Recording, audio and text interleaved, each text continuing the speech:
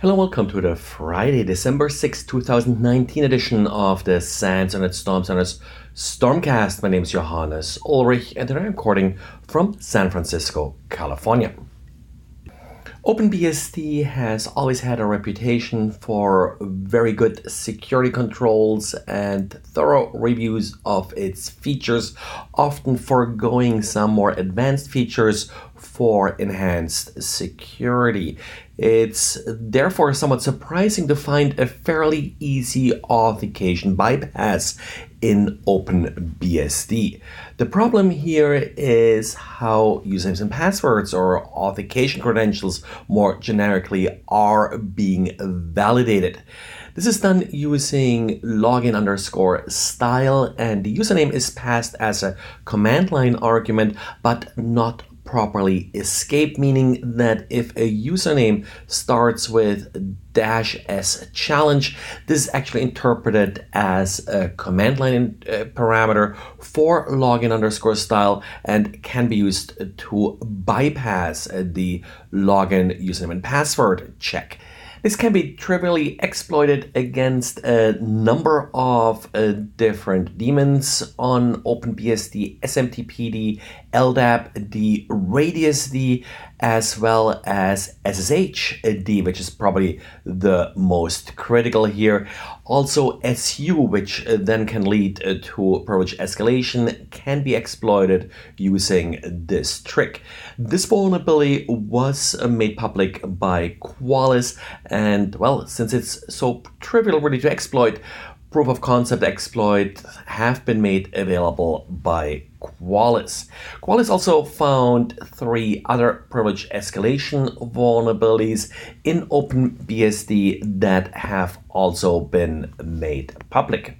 Qualys has reported these vulnerabilities to the OpenBSD team, and within 40 hours of reporting the vulnerability, OpenBSD has released an update addressing these issues.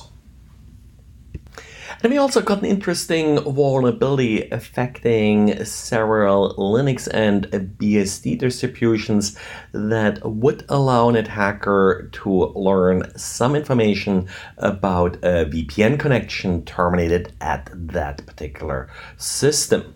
Now, in order to exploit this vulnerability, the attacker has to be located within the same network as the victim. So, for example, I'm here at a hotel connected to the hotel's Wi-Fi network. As long as someone, for example, is able to use the access point or able to send packets from other systems connect to the same access point to me, I may have this issue. The problem here is really how some of these Unix-based operating systems filter traffic. The VPN will assign you an IP address, but typically systems will accept traffic to that IP address from any interface on the system, including the Wi-Fi interface. So an attacker could just essentially try to ping addresses within likely ranges used by the VPN.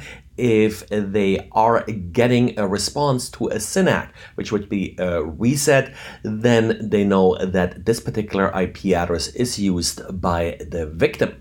Next, they can then spoof packets from hosts that the system is likely connected to again this particular VPN IP address, and based on responses they know if a host is, for example, connected to a particular web server.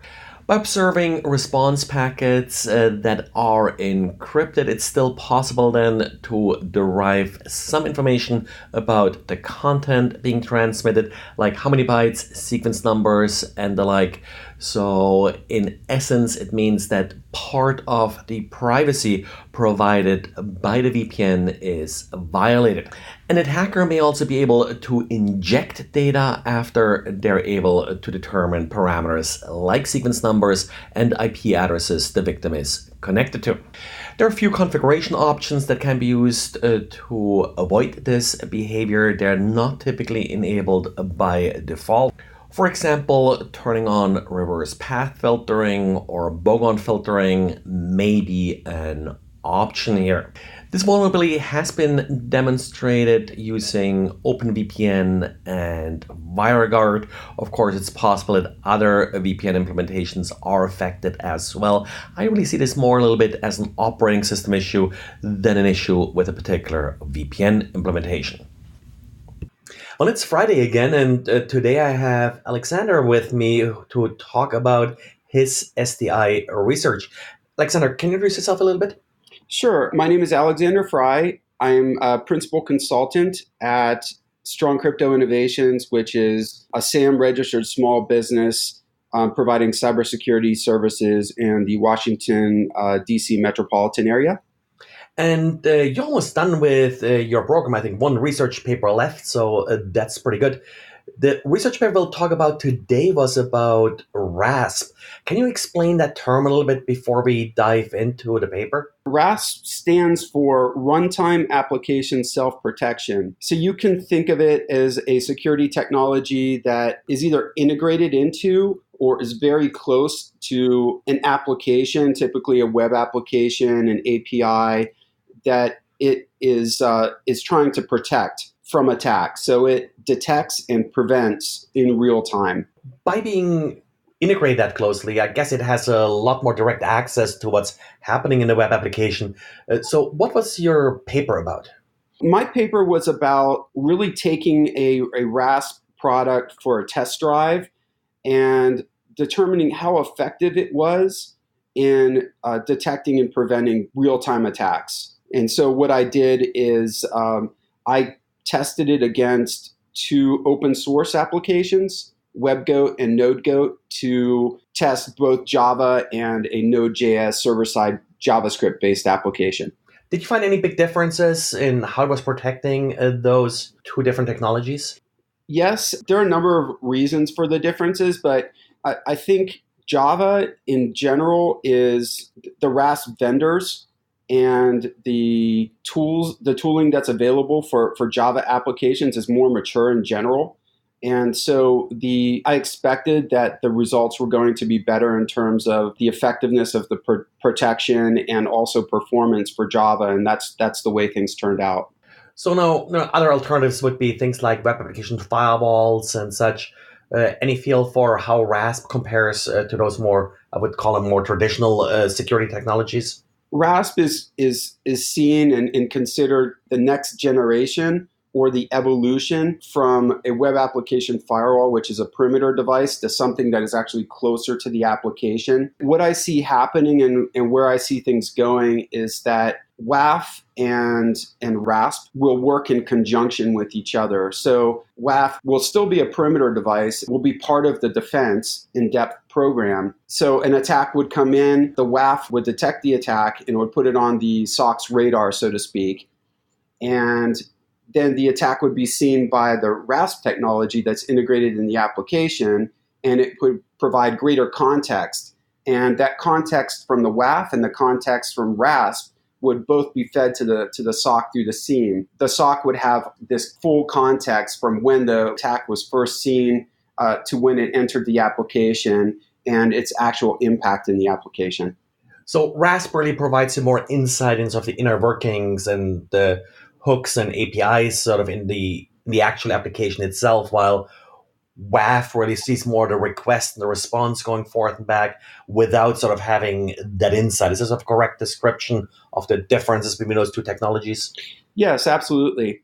And WAF is typically based on signatures, and so it can detect basic attacks that RASP also blocks, such as a basic cross-site scripting attack or a basic SQL injection attack. But where RASP really shines is in being inside the application. So it's after the application, has already decoded the request, and it's already, and it sees it when it's first accepted as input, and it flows through the application.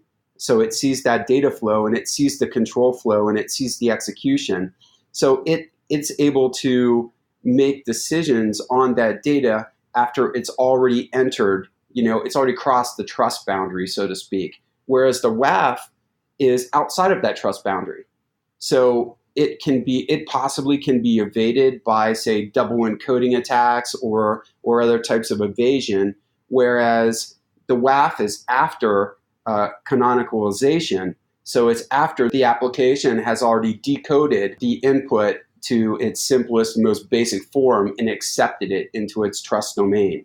And so the WAF is actually making a determination within that trust boundary. So that's really interesting. Now, you mentioned logging earlier. Now, one way I see sometimes people deploying WAFs is that they're just using it for logging. Now, can you walk us through like a sample attack maybe and what kind of logs you would get out of RASP? Great question concerning logging.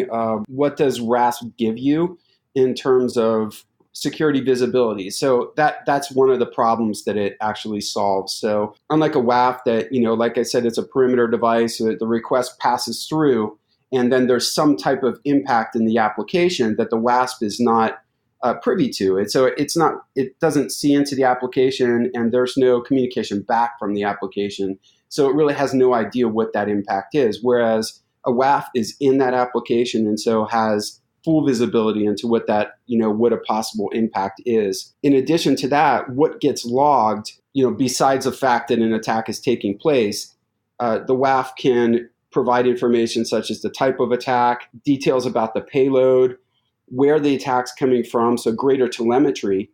If the attack's been seen previously, so correlating that across your all the data that you've gathered on previous attacks, and then the exact area of the application targeted down to the source line of code, and how effective the RAS solution was in blocking that attack. So when I say full context, it really is end to end from source to sink.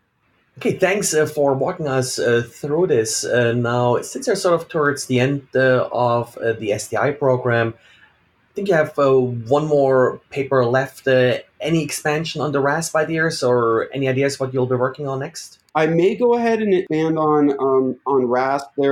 One of the areas of further research would be how it could work in conjunction with technologies like WAF, where WAF is really good at providing, denial of service protection, and like I was saying before, really putting the attack on the radar. RASP provides that greater context, and what we're seeing out in the industry, and actually recently there was a partnership announced by a major vendor where they're also integrating anti-automation technology. So I see WAF, RASP, and anti-automation technology, which is also sensor based, that actually determines essentially bad behavior of a possible bad actor. I think all of those technologies working together is really interesting, and so that's definitely an area of further research. If I don't pursue that, I would look at applying. I would look at other problem sets out there. One of them I see is applying machine learning to vulnerability analysis. So that's something that really interests me. I don't know if machine learning is really the best way to approach the problem that we have with just an overwhelmingly large number of vulnerabilities that have to be triaged. But that's something I see as a problem in the industry, and it's definitely worthy of further research. So thanks for joining me here, Alexander, and good luck with your remaining research paper. That's it for today. Thanks to everybody listening, and talk to you again on Monday. Bye.